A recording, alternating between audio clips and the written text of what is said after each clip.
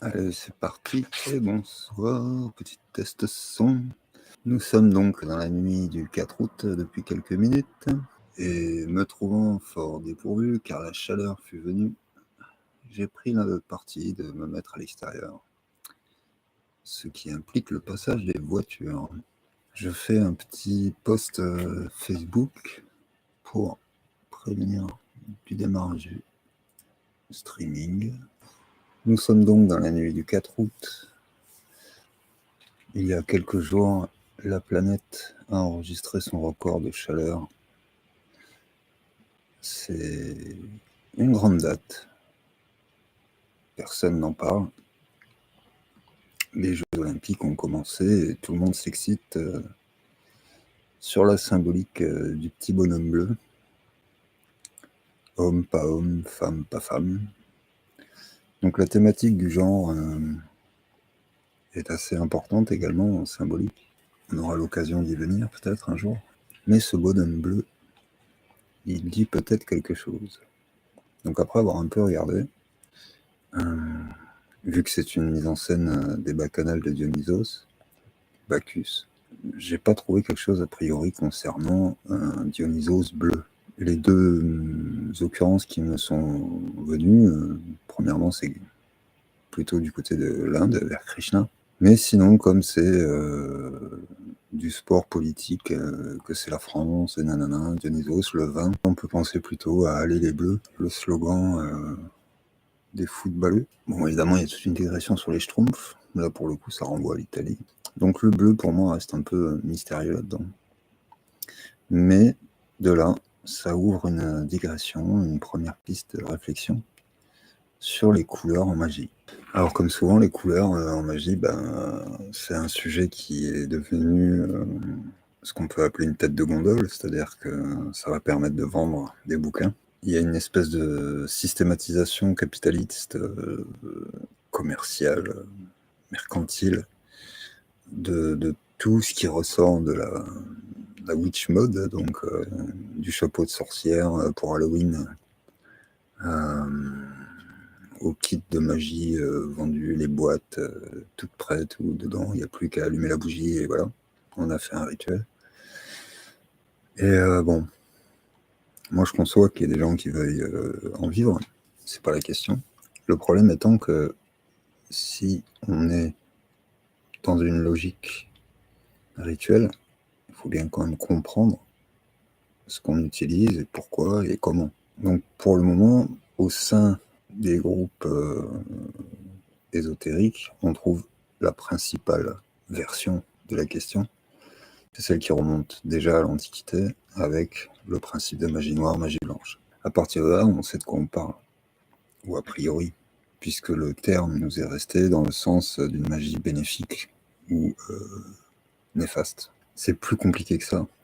Et c'est là que ça devient intéressant. Parce qu'au final, X millénaires plus tard, la pensée moderne, la plus rationnelle, du coup, la plus consistante, reste de dire que la magie en elle-même n'a pas de couleur. Elle n'est ni blanche ni noire, et c'est avant tout une affaire d'intention. Donc comme en magie, ce qui prime s'articule autour de trois bases qui sont les moyens, l'objectif et l'intention, on peut essayer d'aborder les trois bases en les transposant à des couleurs. Les moyens, ce sont les supports de l'intention. Donc effectivement, on peut aller dans notre grille de référence vers des objets qui vont supporter une intention en s'appropriant ou en exprimant le symbolisme d'une couleur. C'est là qu'entre en scène l'aspect mercantile. C'est-à-dire qu'on va vous vendre un bouquin pour chaque couleur, par exemple, de bougies ou de fils ou de fringues. Chacun est libre de faire ce qu'il veut. Il y a des gens qui sont à fond dans la magie de l'eau, d'autres à fond dans la magie des planètes. Pourquoi pas les couleurs? Les couleurs ont une vibration, les couleurs ont une importance, mais surtout, elles ont une force de clarification du langage. Quand on veut communiquer, on a besoin nécessairement d'un code. Donc quand on vous parle de magie verte, magie rouge, on sait de quoi on parle. Du moins à peu près. Mais là aussi, si on rentre dans le détail, dans la nuance, c'est quand même plus compliqué. Par exemple, dire que la magie verte, c'est une magie naturelle. en lien avec le règne végétal notamment, c'est carrément restricteur. Parce que les autres magies utilisent aussi les plantes. Alors on peut peut-être le voir avec le travail avec certaines entités, certains esprits. Si on travaille plus avec les entités, les esprits de la nature, là peut-être, pourquoi pas. Mais est-ce que la magie naturelle, du coup, supporte la transposition aux conceptions morales? Ça, c'est pas sûr. Parce qu'une plante, elle pousse, un animal, il tue. Ils n'ont pas besoin d'un ordre moral, ils ont juste besoin d'outils de survie. Donc, quand un prédateur attrape une proie, ou qu'une plante se débarrasse de ses concurrentes, est-ce qu'ils sont dans la magie noire ou blanche? Donc, magie verte, c'est à la fois de la magie noire et à la fois de la magie blanche, puisqu'on peut soigner autant qu'empoisonner quelqu'un. Donc les moyens sont un support, mais ce support, il va être formulé par l'intention. Vient la troisième base, l'objectif, qui, elle, peut complètement orienter l'intention. Généralement, ça marche à double sens. Une des bases va influencer les deux autres. Du moment où on va pouvoir établir un objectif, si on change son intention, ça peut faire varier les moyens, et réciproquement. On peut avoir un objectif, mais pas les moyens. Donc on va varier son intention pour l'adapter à ses moyens. C'est un triangle comme ça qui se réfléchit en miroir. Intention, moyen, objectif. Donc si on veut faire un rituel d'amour, allez, magie rouge, magie rose, pour reprendre la terminologie moderne. Ok, on peut utiliser des bougies rouges ou du fil rose ou des petits cœurs roses et rouges partout, mais c'est une symbolique vraiment spécifique. Si on ouvre un livre d'histoire, si on ouvre un livre de philosophie ou même un livre d'archéologie, on voit que les couleurs elles-mêmes, à travers les siècles, n'ont pas le même sens, n'ont donc pas le même égrégore, n'ont donc pas la même portée. Par exemple, le bleu, aujourd'hui, va être associé au froid, au ciel, à la mer, à l'eau. Au Moyen-Âge, c'était la couleur de la nature. Et mieux que ça, la nature, au Moyen-Âge, n'était pas définie. Comme nous, on a fait, comme on la personnifie, on la voit comme la nature. Il y a une perdition du sens des choses, des symboles et des mots, qui se fait petit à petit, notamment par le système marchand qui va tout simplifier, résumer, mettre dans des cases pour pouvoir faire des têtes de gondole à la FNAC. Mais quand on parle par exemple de Gaïa, on dit c'est la Terre, c'est la nature. En fait, ça n'a strictement rien à voir. Dans sa symbolique, Gaïa, elle est avec Uranus, le ciel, la mère du monde, pas de la nature. Et sa symbolique, c'est celle de la Terre. Donc la Terre, c'est sombre, c'est le noir, c'est les minéraux, c'est le règne en dessous du végétal. Donc techniquement, c'est le royaume des morts. Donc on a toujours cette association entre la fertilité de la vie et le royaume des morts. Et ça, on le retrouve systématiquement dans tous les peuples antiques. Forcément, si on associe à ça la magie verte, on se dit c'est la nature, c'est le monde du milieu, c'est les plantes, etc. Et qu'on pense à Gaïa, déjà on a tout faux. Et si on pense à la nature comme étant uniquement la source de vie, on a tout faux aussi. Puisque la vie du règne végétal et animal ne se régénère que sur la mort des animaux et des végétaux. Là, on rentre dans l'alchimie, qui est une des premières, on va dire, sciences ésotériques à avoir mis en place des codes couleurs pour transposer ces principes en symboles, en messages codés. Mais en soi, l'alchimie n'est pas de la sorcellerie ni de la magie. De la même manière, à partir du 19e siècle, 18e siècle, on trouve tous les courants ésotériques modernes qui vont complètement rendre accessible et public l'ésotérisme en général. Et là aussi, ils vont établir des codes couleurs. Donc on sort des codes couleurs du Moyen-Âge, où la nature était bleue, incarnée notamment par la Vierge Marie, toujours peinte en bleu, et on en arrive à une conception plus raccord, on va dire, avec le prisme des couleurs de Newton, fameux alchimiste, et on a remanié la symbolique des couleurs à partir, par exemple, notamment de la théosophie, et de tous ces mouvements-là, d'Eliphas Lévi, etc. Apparemment, Eliphas Lévy est un des premiers, entre guillemets, à avoir vraiment mis au point tout un système en lien avec des valeurs morales. Donc ça, c'est sûrement sa culture chrétienne catholique. Et ça aussi, c'est un problème. Parce que c'est une culture chrétienne catholique, mais moderne. Donc en fait, ça rajoute une couche de déperdition du sens des symboles. Donc on a associé le rouge aux démons, aux flammes de l'enfer, ce genre de choses. Donc quand vous voulez faire de la magie rouge, bim, démon, ah, magie mauvaise. Ouais. Donc si on veut faire de la magie au niveau des sentiments, des émotions, on va souvent dire que c'est de la mauvaise magie, parce qu'on va influencer le libre arbitre de quelqu'un. Ok, soit. Moi, je suis pratiquant de magie blanche. Je veux aider Madame Michu à avoir du boulot. Ça fait des années qu'elle est au chômage, elle ne trouve rien. Ok, on lui fait un rituel, on lui ouvre des chemins, ou, on leur donne confiance en elle, on met en avant ses qualités, etc. On fait un petit rituel de magie blanche pour la positiver. Mais le fait est que ça, c'est comme jeter un caillou dans l'eau. Ça va forcément avoir des répercussions autour d'elle. Donc nécessairement, ça va influencer le jugement des autres autour d'elle. Ça va influencer le libre arbitre des gens, des choses, des événements. Donc à ce moment-là, magie noire. Donc ce rapport moral aux choses n'a pas vraiment de sens en fait. C'est encore une fois une espèce de cadre étriqué dans lequel on va absolument canaliser des gens pour créer en fait un public et puis des consommateurs finalement, des gens qui vont adhérer à ton chemin quoi, qui vont, je sais pas moi, payer tes conférences, adhérer à ta secte, payer leurs cotisations à ton association ou acheter tes bouquins. C'est là que s'est instauré le terme moderne de tradition. Donc moi je suis dans telle tradition, c'est-à-dire que je suis tel type de magie, magie cérémonielle. Donc l'Est c'est telle couleur, le Nord c'est tel élément. Mais tout ça, ce sont des codes, ils sont complètement ouverts. Si au fond de soi, on se sent plus proche, je sais pas, de la culture asiatique, on va porter le noir comme une couleur de fête, et pas de deuil. Donc on peut utiliser le noir en magie blanche. Donc le sens des choses, le support que représentent ces couleurs ou ces objets, il vous appartient à vous d'abord. Ensuite, il y a des références, voilà, parce que culturellement, c'est plus pratique, on s'y retrouve. Le blanc, c'est la virginité, la pureté, etc. On se marie en blanc. Une fille vierge se marie en blanc.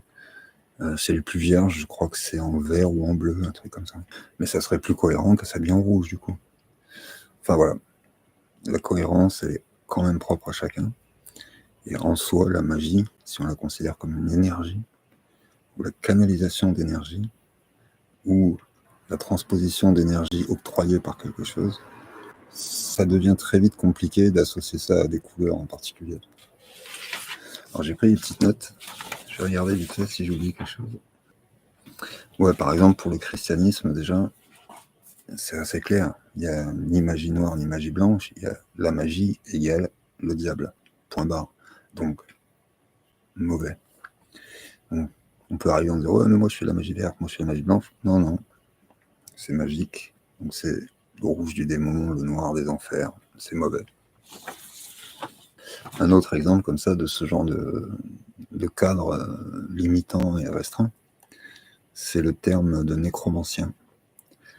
Et là, pour le coup, tout le monde s'accroche au fauteuil, parce que si, par exemple, vous faites une recherche Google, les 100 premières pages de nécromancien égale magicien noir, mauvais, vraiment le sale type, quoi. C'est une mancie, la nécromancie. Tirer les cartes, lire les flammes, lire dans l'eau, lire le mouvement des arbres, lire le passage des oiseaux, lire dans les entrailles d'un animal, ce sont des mancies. Il ne faut pas confondre les moyens avec l'intention. Si on arrive à se sentir raccord avec les énergies basses, sombres, à des fréquences vraiment denses, poisseuses, lourdes, etc., on n'est pas pour autant quelqu'un de mauvais. Et techniquement, s'habiller en noir, ça absorbe les mauvaises énergies. Donc oui, si tu es nécromancien, que tu vas bosser dans un cimetière et que tu vas faire appel à des défunts pour faire de la mancie, bah, tu risques de dégager des énergies très lourdes, donc tu t'habilles en noir, ça va pomper, et voilà. C'est technique, c'est juste un support. Mais ça n'a rien à voir avec une intention mauvaise d'aller animer des cadavres, etc. Ça, c'est dans les films. Et c'est dans la mentalité psychotique chrétienne, pour faire simple. Donc magie verte, ok, médicaments, soins, magie blanche, très bien. Mais bon, la magie des poisons, faire avorter, magie verte, blanche ou noire. Donc voilà, c'est vraiment important d'arriver à dissocier ce carcan mental du lien qui est fait avec des éléments techniques et des intentions morales. Ça, c'est vraiment une des limites principales de l'ésotérisme du 19e, début 20e. L'essentiel des traditions de magie cérémonielle moderne vient de là, de cette petite charnière post-révolution française, donc quand les écoles à mystère traditionnelles se sont ouvertes à la bourgeoisie, etc. Donc on a commencé à parler entre francs-maçons, mais dans des couches sociales plus basses, que ça s'est répandu, que des gens sont partis dans des voyages, qu'on est revenu, qu'on a inventé des traditions, des courants, etc. Que ce soit maçon, Rose-Croix, Wiccan, etc. Tout ça, c'est complètement imprégné de ce dualisme moral. Si on veut suivre une tradition, pas de problème, mais il faut faire le distinguo entre ce qui est dit dans la tradition pour se référer à un égrégore, c'est-à-dire être en accord, en harmonie avec cet égrégore, avec ses références, mais quand même arriver à mettre en perspective cet égrégore et ses concepts moraux, quoi. Sinon, on finit avec des extrémismes de type inquisition, quoi. Bon, ça ressemble un peu à presque troll du sujet de l'argent dans l'occultisme, finalement. Parce que plus on se crispe sur des valeurs morales ou traditionnelles, etc., plus on se constitue en camp idéologique. Donc c'est des gens qui veulent se faire payer pour leur travail occulte, en soi, c'est pas un problème. Puis ceux qui refusent de se faire payer, libre à eux, c'est pas un problème non plus. Mais à partir du moment où tu veux l'imposer aux autres, dire j'ai raison, là ça commence à être compliqué, quoi. Et ça aussi, ça vient beaucoup du christianisme. Est-ce que l'argent c'est bien ou mal? Dans l'occultisme, dans les travaux, etc. Il y a quand même beaucoup de variables. Ça revient un peu au même que de classifier des couleurs en magie, quoi. C'est très subjectif, c'est relatif à ta culture, ton éducation, tes besoins, tes moyens. Alors aussi, j'ai pu entendre que pour certains, la magie noire, c'était le fait d'invoquer des entités, et donc par définition des démons. Donc là encore, c'est ce mélange des concepts moraux, éthiques. Quand on a le curé qui vient bénir les armes des soldats qui partent à la guerre pour tuer des ennemis, il n'invoque pas Lucifer ou Belzébuth ou je sais pas qui. Il invoque Saint-Michel, il invoque X saint, il invoque Jésus. Et c'est pour bénir des armes. Donc bon, c'est relatif aussi, quoi. La magie noire, tu peux tout à fait avoir des pratiques avec des entités que certains appelleront des démons. Voir qui les appelle comme ça, déjà, on en revient toujours au même. Trouver qui dit quoi, quand, comment, pourquoi. Et au final, pouvoir agir à aider Madame Michu à trouver un boulot, sans faire de mal à personne. Parce que, concrètement,